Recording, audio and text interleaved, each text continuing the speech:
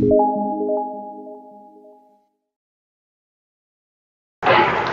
बच्चों, welcome to education point. अभी हमने प्रीवियस वीडियो में जो जो चीज़ें देखी थी, मैं आपको एक शॉर्ट में वो चीज़ें रिवाइज करके दे देता हूँ, फिर हम लोग ये वाले वीडियो में आगे बढ़ेंगे। तो सबने मेरा प्रीवियस वाला वीडियो देखा कि नहीं देखा, बता दो फटाफट। वेरी गुड, सबने देख लिया। तो प्रीवियस वाला जब तक वीडियो नहीं देखोगे तो ये वाला वीडियो थोड़ा आपको समझ जाएगा, लेकिन थोड़ा क्लियर समझने के लिए तकलीफ जाएगी। तो मैं चाहता हूँ कि आप मेरा जो प्रीवियस वाला वीडियो है वो अच्छे से जाके देख लो, ठीक है। तो प्रीवियस वाला वीडियो आपने देख लिया होगा। तो प्रीवियस वाले वीडियो में हमने पढ़ा था कि फिजिकल क्वांटिटी क्या होता है, फिजिक्स क्या होता है, नीड फॉर मेजरमेंट क्या होता है ना। उसके बाद हमने पढ़ा था सिस्टम ऑफ यूनिट्स क्या होता है। हमने सिस्टम ऑफ यूनिट्स बहुत अच्छे से पढ़ लिया है। अभी सिस्टम ऑफ यूनिट्स को आगे बढ़ाते हुए मैं जा रहा हूँ। मैं एक छोटा सा आपको एक नया सा टेबल बना के देना चाहता हूँ। देखो, आप लोगों ने शायद ये 10th में पढ़ चुके होंगे, अगर आपके टीचर ने, आपके ट्यूटर ने आपको समझा के दे दिया होगा।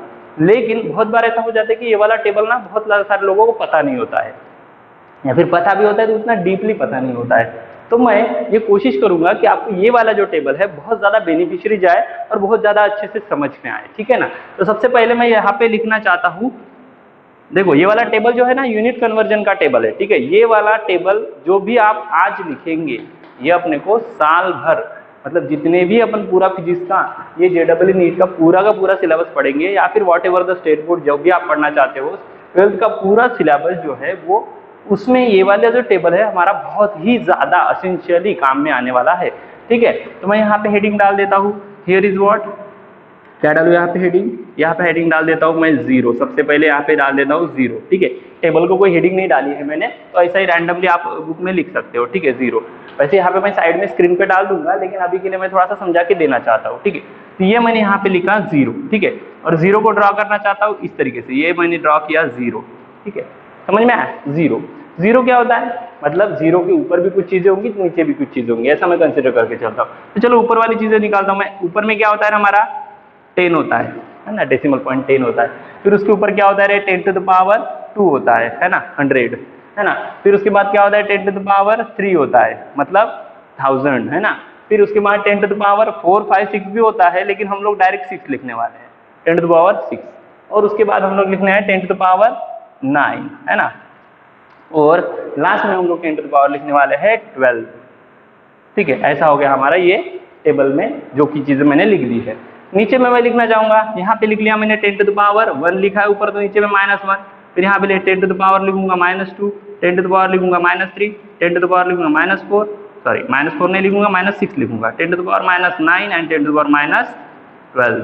ऐसा हमने नीचे में भी लिख लिया है सबको। अभी मैंने लिखने के बाद, लिखते बाद सबको याद आने लग गया होगा कि अरे ये सर, ये भाई ये हमने सर पढ़ा है, सर पढ़ा है ना, हमें ध्यान में आ रहा है सर, ये वाली चीजें हमने पढ़ी है। तो जिन्होंने पढ़ी है दैट्स वेरी गुड, जिन्होंने नहीं पढ़ी है उनके लिए मैं थोड़ा सा एक बार रिवाइज कर देता हूँ। अगर समझो किसी के पास लिखी हुई नहीं होंगी तो मेरा जब मेरा तुम लोग वीडियो देखोगे तो ये वाली चीजें तुम्हारे पास रहना एसेंशियल है, ऐसा मैं बोलूंगा, ठीक है ना। तो मैंने यहाँ पे इसको बोल दिया 0, ठीक है। 0 के आगे ये जो है इसको हम लोग क्या बोलते हैं रे, डेका। क्या बोलते हैं हम लोग, डेका, है ना। डेका क्या होता है, डेका वगैरह मैं सबको समझा के देने वाला हूँ, लेकिन पहले टेबल पूरा का पूरा अच्छे से समझ के ले लेते हैं। डेका हो गया। फिर यहाँ पे हमारा आ जाता है हेक्टा, या फिर हेक्टो भी बोलते हैं हम लोग इसको, ठीक है। हेक्टा या फिर हेक्टो, जो भी आपके जो भी प्रोनाउंसिएशन होंगे उस तरीके से हम लोग उसको बोलेंगे, ठीक है। यहाँ पे आ गया हमारा हेक्टा, ठीक है। हेक्टा के बाद हमारा आ जाता है यहाँ पे क्या आता है रे, किलो। हाँ, ये बात, ये हमारे पहचान की चीज आ गई है ना, किलो को पहचान गए ना। हाँ, किलो आते बराबर सबके चेहरे पे स्माइल आ गई होंगे, है ना, मेरे भी चेहरे पे आ गई। तो चलो, किलो के बाद हमारा क्या होता है, किलो के बाद केबी, एमबी, है ना, ऐसा याद रखो। हाँ, तो किलो के बाद क्या होता है, मेगा। क्या होता है रे, मेगा। मेगा के बाद क्या होता है रे, गीगा। यहाँ पे होता है गीगा, है ना, सॉरी, यहाँ पे होता है हमारा गीगा। और लास्ट में हमारा क्या होता है रे, टेरा, है ना, टेरा, ठीक है। तो हमारे पास ये जो चीजें आ गई, देखो मैं लाइन ड्रॉ करके बता देता हूँ आप लोगों को। दिस इज व्हाट, 0 के लिए ये हो गया हमारा, फिर डेका हो गया, फिर हेक्टा हो गया, फिर किलो हो गया, फिर मेगा हो गया, फिर गीगा हो गया, फिर टेरा हो गया, ठीक है ना। फिर उसके बाद नेक्स्ट में जो मैं पॉइंट आपको समझा के देने वाला हूँ, नेक्स्ट पॉइंट हमारा इसमें क्या आ जाता है कि नीचे में क्या बोलेंगे इसको, नीचे वाले नोटेशंस क्या रहेंगे। तो नीचे वाले नोटेशंस के बारे में बात करते हैं। तो चलो, नीचे वाले नोटेशंस जो है वो क्या है, यहाँ पे इसको क्या बोलते हैं, डेसिमल, मतलब हमारा क्या होता है, डेसी। डेसिमल मतलब हमारा क्या हो गया, डेसी। फिर हमारा ये दूसरा वाला जो होता है इसको क्या बोलेंगे हम लोग, डेसी के बाद क्या होता है, बताओ फटाफट फटाफट, है ना। डेसी के बाद हमारा क्या आ जाएगा, सेंटी, क्या आ जाएगा, सेंटी, ठीक है ना। फिर डेसी हो गया, सेंटी हो गया, फिर इसको क्या बोलेंगे, बोलो फटाफट फटाफट बोलते जाओ, बोलो बोलो बोलो, मिली, क्या होता है हमारा, मिली, मिली में मिली, ठीक है। मिली के बाद हमारे पास क्या आ जाता है, मिली के बाद क्या आ जाता है, माइक्रो। चलो मेरे साथ बोलते जाओ, अगर तुम लोग को पता है ना तो बोलते जाओ मेरे साथ, बोलते रहोगे फिजिक्स में तो ही काम कर जाएगा, नहीं तो फिर तुम लोग पक्का सो जाओगे, मुझे पता है ना। डेसी, माइक्रो के बाद क्या होता है ना, कार का नाम है नैनो, है ना, हाँ नैनो, नैनो आता है, नैनो के बाद क्या आ जाता है, पिको, है ना, समझ में आ रहा है। तो ये हो गया हमारा एक अच्छा सा टेबल, इसमें मैंने बता दिया कि जीरो के ऊपर के क्या नाम होते हैं और जीरो के नीचे के काम क्या नाम होते हैं। अभी ये बोलेंगे सर आपने बीच में जो कुछ चीजें खा दी है, जैसे 3 के बाद 3, 10 के बाद 3 के बाद 4 आता है, 5 आता है, 6 आता है, 7 आता है, 9, है ना, ऐसी चीजें आती है, फिर वो तो आपने लिखी ही नहीं। हाँ, क्यों नहीं लिखी, क्योंकि these are the standard SI system, ठीक है ना, स्टैंडर्ड है ये, ठीक है। मैंने जो एसआई सिस्टम आपको समझाया था इसके ये स्टैंडर्ड समझो फैक्टर्स है, ठीक है ना। इसके अलावा भी हम लोग लिख सकते हैं या फिर इसमें हम लोग उसको कन्वर्ट कर लेंगे, ठीक है ना। तो आगे बढ़ते हैं, फिर हमारा आ गया यहाँ तक 0 तक आ गया। अभी ये जो डेका होता है मतलब एक्चुअली कितना अमाउंट होता है, तो दैट इज होता है हमारा, यहाँ पे लिख देता हूँ मैं 100, कितना होता है रे, सॉरी डेका मतलब हमारा होता है 10। फिर इसके बाद ये कितना होता है रे, 100, कितना होता है 100, है ना, मतलब एक के ऊपर 2 जीरो, ठीक है। फिर हम लोग हमारा क्या आता है यहाँ पे 100 के बाद यहाँ पे आ जाता है हमारा 1000, ये होता है हमारा 100 के बाद 1000। फिर हमारा 1000 के बाद हमारे पास यहाँ पे क्या आ जाता है रे, ये लिखो यहाँ पे कितना आ जाएगा। अभी तुम लोग अच्छे से देखो, 10 के ऊपर 1 0, 10 के ऊपर 2 0, 10 के ऊपर 3 0, 10 के ऊपर अभी कितने जीरो, बोलो 6 जीरो, वेरी गुड, कितने आ जाएंगे 6 जीरो, है ना। ऐसा लगे तो आप इसमें कॉमा भी दे सकते हो, ठीक है ना, ऐसा कॉमा भी देते हुए जाएंगे, ठीक है। फिर हमारे पास नेक्स्ट जो आता है उसके लिए कितना आएगा, 1 2 3 4 5 6 7 8 9, है ना, कितने आएंगे 9 जीरो, ठीक है। जिनको टेबल पता है उनके लिए बहुत इजी चीज हो जाएगी, ठीक है, लेकिन जिनको नहीं पता है उनके लिए मैं पूरा डिटेल में जा रहा हूँ, ठीक है ना। फिर नेक्स्ट हमारा आ जाता है 1 2 3, अभी कितने आएंगे, बोलो कितने आएंगे 12 जीरो, है ना। ये आ गए हमारे 12 जीरो, समझ में आया क्या, ये हमारा 12 जीरो वाला सिस्टम यहाँ पे जम गया है। तो मतलब इतनी बड़ी वैल्यू को मैं कैसे लिख सकता हूँ, एकदम क्षुल्लक वाली वैल्यू में लिख सकता हूँ। क्षुल्लक मतलब एकदम छोटी सी चीज में मैंने यहाँ पे नोट डाउन कर दिया है, ठीक है ना। तो ऐसे ही करना, मतलब ही हमारा साइन कन्वेंशन या फिर ऐसा यूनिट को कॉम्प्रेस करना, ऐसा बोल सकते हैं हम लोग, ठीक है। फिर यहाँ पे तो हमारा 0 आ गया है, यहाँ पे तो हमारा 0 आने ही वाला था, 0 आ गया है। फिर हमारे पास दूसरा जो पॉइंट आ जाता है नीचे में क्या क्या है देख लेते, बोला डेसी मतलब क्या हो गया रे, अभी 0.1 हो गया, डेसी मतलब क्या हो गया 0.1 हो गया। यहाँ पे क्या लिखूं 0.01 हो गया, फिर क्या लिखेंगे 0.001 हो गया, समझ में आ रहा है। अभी अच्छे से देखोगे तो क्या हो रहा है, ये 1 को हमने इतने जगह पे प्लेस किया जितना इसमें पावर है, दिख रहा है 10 के ऊपर -1 तो 1 के जगह पे, 10 to -2 तो 2 के जगह पे, 10 to -3 तो 1 2 3 प्लेस पे, ठीक है। वैसा यहाँ पे करेंगे, अभी कितने प्लेस पे, 6th प्लेस पे 1 को रखना है, 6th प्लेस मतलब 6ठी प्लेस पे, 1 2 3 4 5 6, समझ में आया। फिर नेक्स्ट इसके लिए कितनी प्लेस पे है, 9th प्लेस पे रखना है, तो 9th प्लेस पे देखो 1 2 3 4 5 6, 1 2 3 4 5 6 7 8 9, इतना हो गया वो 9th प्लेस पे। इधर में 0 1 2 3 4 5 6 7 8 9 12 की जगह पे 1 लिख दिया मैंने। तो ये जो हमारा टेबल बन गया है, this is nothing but the table for the what, unit conversion बोल सकते हैं, यूनिट कॉम्प्रेशन बोल सकते हैं, या फिर कन्वीनियंस लिखना, कन्वेंशन बोल सकते हैं। देखो ना, अभी इतनी बड़ी वैल्यू को मैं कैसे लिख पाया रे, इतनी छोटी सी वैल्यू में लिख पाया, इतनी बड़ी वैल्यू को मैं इतनी छोटी सी वैल्यू में लिख पाया, इतनी बड़ी वैल्यू को, ये देखो पॉइंट वाली इतनी बड़ी वैल्यू को मैं कितने में लिख पाया, इतनी छोटी सी इसमें लिख पाया, इसी को कन्वेंशन बोलते हैं। अभी तुम लोग बोले सर ये पॉइंट वाला हमारे ध्यान में तो नहीं आया सर, हमें तो ये समझ में नहीं आया, फिर क्या फायदा, ऐसा तो हमने वैसे भी पढ़ लिया था। नहीं, हम लोग ऐसा नहीं पढ़ते हैं, है ना। हम लोग कहाँ पढ़ने वाले हैं, एजुकेशन पॉइंट में ठाकरे सर से पढ़ रहे हो, तो फिर ये ऐसा नहीं पढ़ेंगे हम लोग, है ना। इसमें थोड़ा सा और इलाबोरेट करके देना चाहूंगा मैं। यहाँ पे देखो मैं आगे बढ़ते जाऊंगा, रेड पेन से लिख रहा हूँ, खतरा है यहाँ पे, ठीक है। अभी ये 0.1 मतलब कितना होता है रे? 1/10। 0.1 मतलब कितना होता है? 1/10, और 10 के पावर कुछ नहीं हो मतलब 1 है, ठीक है। दूसरे के बारे में सोचते हैं, दूसरे के बारे में सोचो, कितना रे? 1 का पावर 100, उसके पावर में कितना है? या फिर 1 का पावर 100 भी लिख सकते हो, या फिर 2 भी लिख सकते हो, पावर में 2 लिख सकते हो, या फिर 10 टू द पावर 2 भी लिख सकते हो, ठीक है। फिर ये कितना होता है रे? ये कितना होता है? 1 का पावर 1000, ठीक है ना। थोड़ा तिरछा विरछा जा सकता है, हैंड राइटिंग का प्रॉब्लम है, ठीक है, उसमें कुछ नहीं कर सकते अपन। फिर यहाँ पे क्या आ जाएगा? 1 का पावर, अभी कितने जीरोस? कितने जीरोस?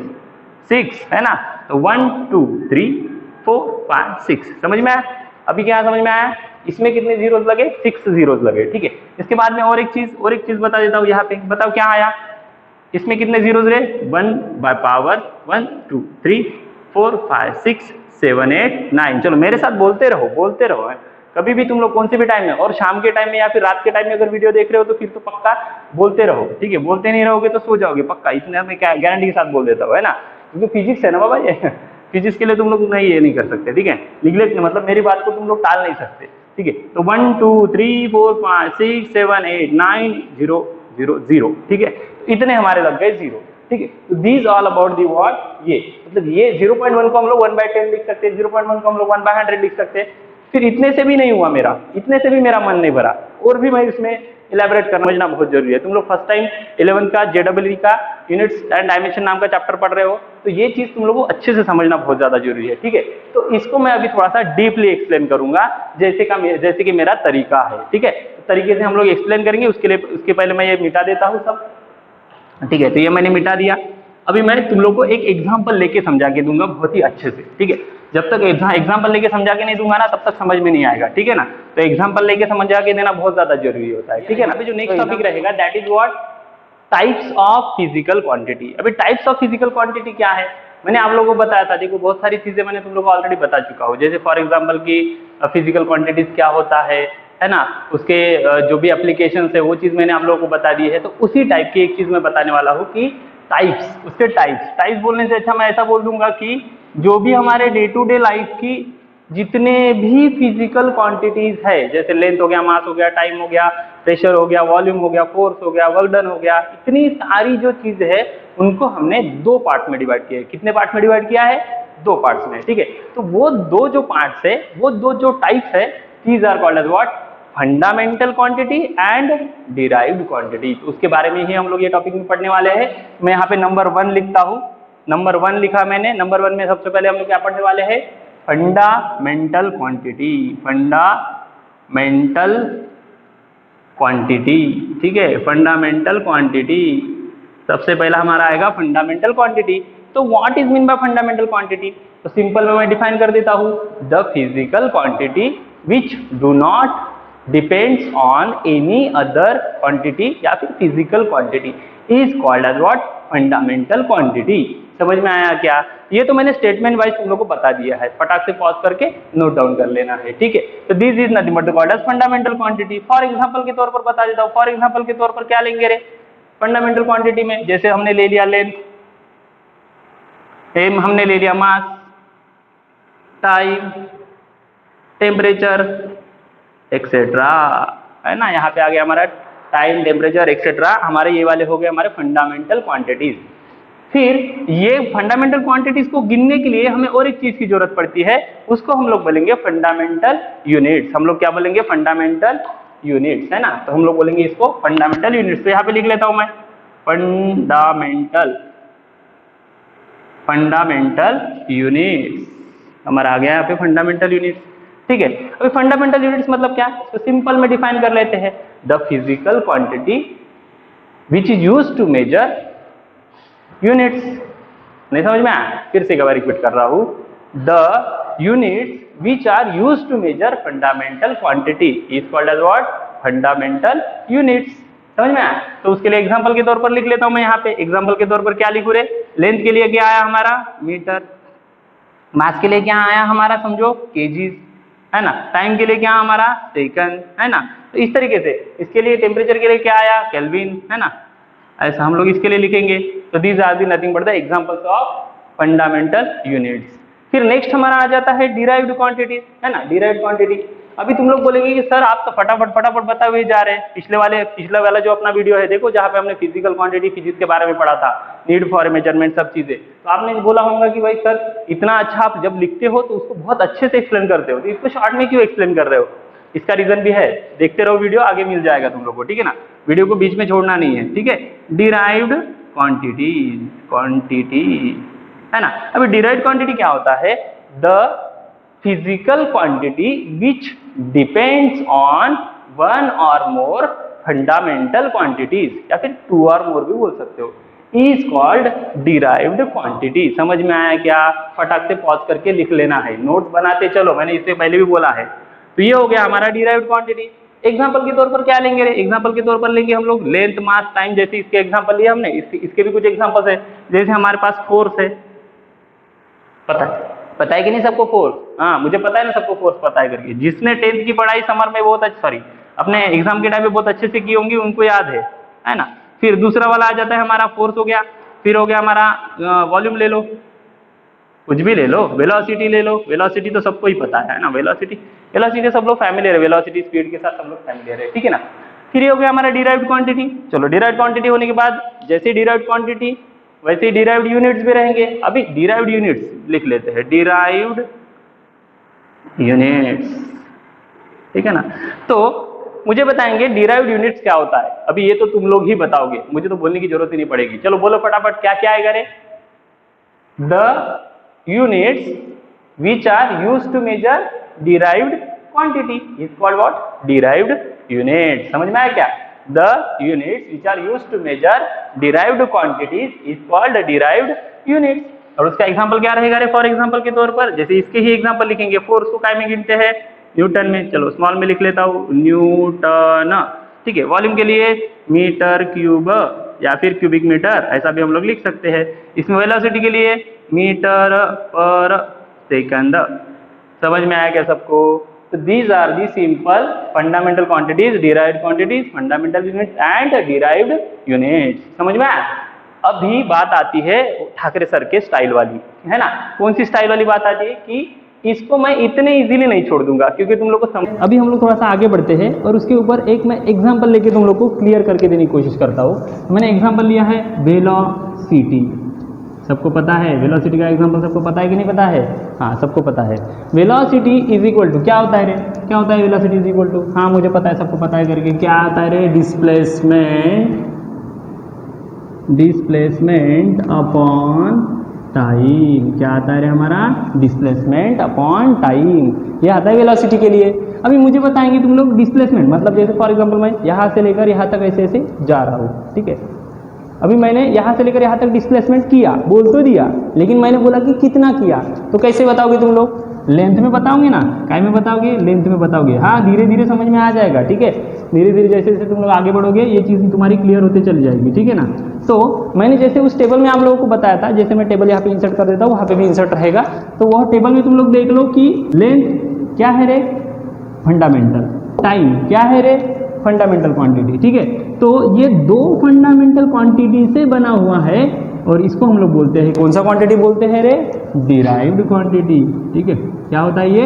डिराइव्ड क्वांटिटी होता है, ठीक है। तो अभी इसके डेफिनेशन को एक्सप्लेन करके देते हैं कि it is depends on one और मोर फंडामेंटल क्वांटिटी। कैसे रे बाबा? देखो कैसे डिपेंडेंट है, मैं बता रहा हूँ। देखो यहाँ पे देखो, ये टाइम है, ये लेंथ है, टाइम लेंथ। अभी ये दोनों भाई है, किसके रे? वेलोसिटी के बेटे। इन दोनों का हो गया झगड़ा। जैसे ही इन दोनों का झगड़ा हो जाता है, लेंथ बोल रहा है कि मुझे अभी इसके साथ नहीं रहना है बाबा, रहना ही नहीं है। जैसे ही रहना नहीं ये बोल दिया, तब कुछ इक्वेशन कुछ इस तरह हमारा बन गया। देखो velocity is equal to length, क्योंकि टाइम तो निकल गया ना, घर छोड़ के चले गया टाइम, तो बन गया हमारा velocity is equal to length. Don't think about that, don't imagine about that कि length will be the equal to length.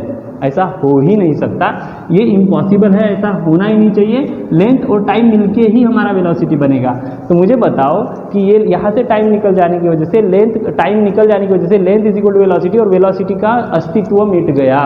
It is a derived quantity because of that, इन दोनों के ऊपर वो डिपेंडेंट था, इनका अस्तित्व ही मिट गया क्योंकि टाइम वहाँ से निकल गया। तो ये टाइम के ऊपर या फिर लेंथ के ऊपर ये क्या था, डिपेंडेंट था। बोलो समझा कि नहीं समझा? अरे बोलो समझा कि नहीं समझा? समझा ना? मैं बोल रहा हूँ कि नहीं समझा? नहीं समझा ही नहीं ना बाबा, नहीं समझा, मैं बोल रहा हूँ ना नहीं समझा। तो मैं और एक एग्जांपल बताता हूँ, और एक एग्जांपल लूँगा, तुम लोग नोट डाउन करते हुए जाना है ना। और एक एग्जांपल मैंने लिखा फोर्स, ये सबको पता है फोर्स है ना, धक्का, फोर्स, एनर्जी है ना। तो फोर्स लगा दिया मैंने, तो मास इज इक्वल इनटू एक्सेलरेशन, ये होता है हमारा मास इनटू एक्सेलरेशन। सबको मास पता है, आई थिंक एक्सेलरेशन भी पता है सबको। एक्सेलरेशन इज इक्वल टू क्या होता है, मास इनटू एक्सेलरेशन का वेलोसिटी अपॉन टाइम। अभी ये मैं क्यों कर रहा हूँ, ये बातें तुम लोग को धीरे धीरे नेक्स्ट वीडियो में भी पता चलना शुरू हो जाएगा कि ये ऐसा मैं क्या कर रहा हूँ, ये जो लिख रहा हूँ वेलोसिटी अपॉन टाइम। फिर वेलोसिटी मतलब क्या होता है, यहाँ से चुरा के ले लो, ये देखो यहाँ से चुरा लेना है। Velocity is equal to mass है ना into displacement upon time upon फिर से टाइम, ठीक है ना। तो यहाँ पे हमें क्या मिल गया, mass into displacement upon time, ठीक है ना। तो यहाँ पे हम लोग लिखेंगे मास इनटू डिस्प्लेसमेंट। अभी डिस्प्लेसमेंट मैंने अभी बता दिया था, डिस्प्लेसमेंट मतलब इनडायरेक्टली लेंथ होता है, ये तो मैंने पहले बता चुका हूँ। फिर हमारा टाइम नीचे आ गया, तो टाइम इनटू टाइम, हमारे पास क्या हो गया अभी, टाइम इनटू टाइम। मैंने टेबल में बताया था तुम लोगों को, टेबल इंसर्टेड है, mass fundamental, displacement fundamental, time fundamental, ये फंडामेंटल। लेकिन फोर्स क्या है रे, what is force, it is derived quantity. तो मुझे बताओ, ये हो गए हमारे पापा, उनके ये हो गए 4 बेटे। अभी इसमें से एक ने डिसाइड किया कि भाई यहाँ से निकल जाना है। किसने, टाइम का समझो 4 लोगों के साथ झगड़ा हो गया और उसमें से टाइम ने डिसाइड किया कि मुझे भाई यहाँ से निकल जाना है। तो ये जैसे ही यहाँ से टाइम निकल जाएगा, यहाँ इसकी तरह टाइम जैसे यहाँ से निकल जाएगा, क्या हो जाएगा रे, फिर से फोर्स का अस्तित्व खत्म हो जाएगा, फोर्स हमारा चेंज हो जाएगा, वेरी हो जाएगा। दैट्स वाई जो होता है डिराइव्ड क्वांटिटी क्या होता है, डिपेंड्स ऑन फंडामेंटल क्वांटिटीज। किसके ऊपर डिपेंडेंट होता है हमारा, फंडामेंटल क्वांटिटीज के ऊपर ही डिपेंडेंट होता है ऑलवेज। समझ में आया क्या सबको? वेरी गुड, सबको समझ में आ गया है ऐसा मैं कंसीडर करता हूँ। मैंने तुम लोग को 2 एग्जांपल लेके दे दिए हैं। लेकिन अभी तुम लोग बोलेंगे कि सर ये तो आपने डिराइव्ड का बता दिया, आपने फंडामेंटल के बारे में तो बताया नहीं। वाह वाह, बिल्कुल बताऊंगा, छोड़ूंगा कुछ भी नहीं, है ना। जब तक पूरा क्लियर नहीं होता है तब तक पॉइंट छोड़ेंगे नहीं हम लोग, ठीक है। तो अभी मैं यहाँ पे लिखता हूँ, फंडामेंटल क्वांटिटी के टेबल में से कोई भी एक उठा के ले लो। मैंने अपने लिए उठा लिया, ले लो बाबा मास, ये मैंने मास यहाँ पे उठा लिया। मुझे बताओ मास का फार्मूला क्या होता है रे, मास का फार्मूला थोड़ी होता है, मास इज मास, हाँ, mass is equal to mass, उसमें क्या अलग होता है। तो मुझे बताएंगे अभी इसमें से मैं मास, ये वाला जो मास है, इसमें से कुछ निकाल सकते हो क्या तुम लोग? कुछ भी नहीं निकाल सकते क्योंकि ये अकेला है, सिंगल पर्सन है। अभी इसमें से कुछ निकाल ही नहीं सकते, तो बाय द डेफिनेशन ये क्या होगा, इंडिपेंडेंट होगा। सोलो आर्टिस्ट है, ये खुद के ऊपर निर्भर है, तो ये इसमें से कुछ भी निकल नहीं सकता। That's why the physical quantity which is independent quantity which is do not depends on any other physical quantity. समझ में आया क्या? बस हो गया, यही पे हमारा क्या हो जाता है, ये बात खत्म हो जाती है कि फिजिकल क्वांटिटी या फिर फंडामेंटल क्वांटिटी हमारा कभी भी किसके